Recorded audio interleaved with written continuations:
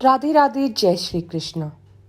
जय एकादशी माँ, जय विष्णु भगवान। यदि आप मेरे चैनल पर नए हैं तो इसे सब्सक्राइब करना और नोटिफिकेशन बेल पर क्लिक करना ना भूलिएगा।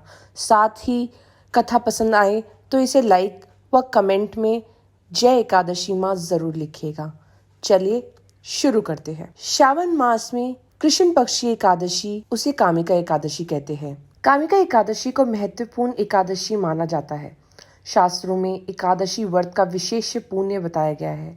पौराणिक कथा के अनुसार भगवान श्री कृष्ण के कहने पर धर्मराज युधिष्ठिर ने एकादशी का व्रत रखा था। एकादशी का व्रत सभी प्रकार के पापों को नष्ट करता है।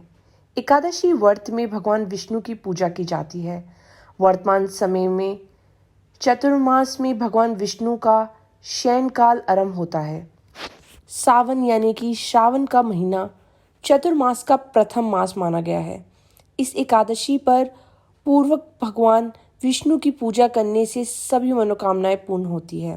कामिका एकादशी की पूजा विधि: सुबह जल्दी उठकर स्नान आदि करके निर्वृत्त हो जाए। घर के मंदिर में दीप जलाए। भगवान विष्णु को गंगा जल से अभिषेक करे। भगवान विष्णु को पुष्प और तुलसी दाल अर्पित करे। अगर संभव हो तो इस दिन व्रत के साथ साथ आप विष्णु भगवान को पीले फूल व पीले वस्त्र जरूर चढ़ाए। भगवान की आरती करें। भगवान को भोग लगाए। इस बात का विशेष ध्यान रखें कि भगवान को सिर्फ सात्विक चीज़ों का भोग लगाया जाता है। भगवान विष्णु के भोग में तुलसी को जरूर शामिल करें।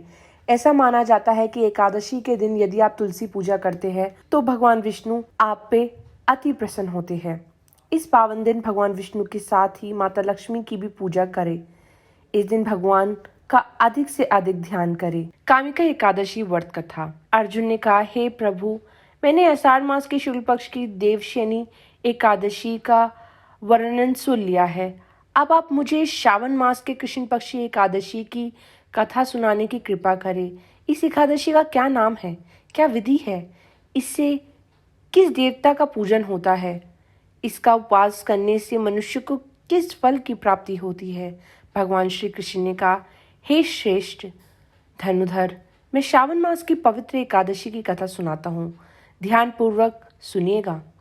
एक बार इस एकादशी की पावन कथा को भीष्म पितामह ने लोकहित के लिए नारद जी से कहा था। एक समय नारद जी ने कहा, हे पितामह, आज मेरी श्रावण की कृष्ण पक्ष की एकादशी की कथा सुनने की इच्छा है। आप इस एकादशी की व्रत कथा विधान सहित सुनाइए। नारद जी की इच्छा को सुन पितामह भीष्म ने कहा, हे नारद जी, आपने बहुत ही सुंदर प्रस्ताव किया है। अब आप बहुत ध्यानपूर्वक इसे सुनिए। श्रावण मास की कृष्ण पक्ष की एकादशी का नाम कामिका एकादशी है। इस एकादशी की कथा सुनने मात्र से ही वाजपेय यज्ञ के फल की प्राप्ति होती है। कामिका एकादशी के उपवास में शंख चक्र गदाधारी भगवान विष्णु का पूजन होता है।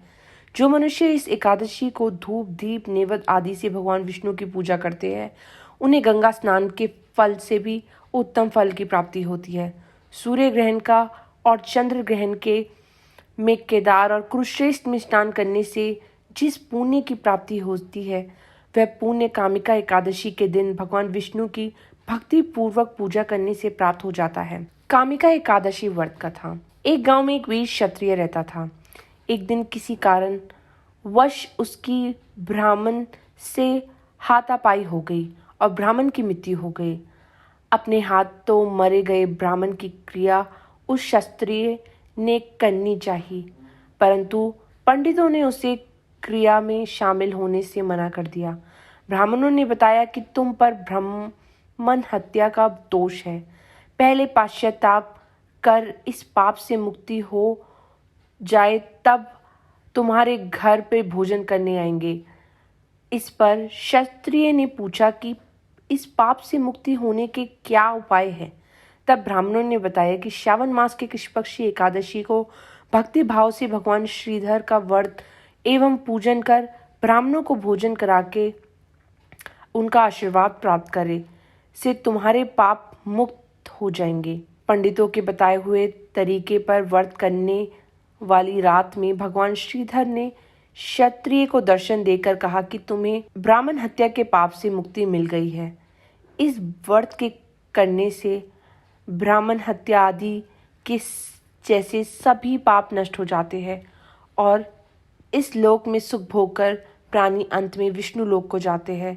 इस कामिका एकादशी के महत्व के श्रावण व पठन से मनुष्य स्वर्गलोक को प्राप्त करते हैं। तो बोलिए जय कामिका एकादशी माँ, जय विष्णु भगवान। राधे राधे, जय श्री कृष्ण। कृपया करके वीडियो को लाइक ज़रूर कीजिएगा।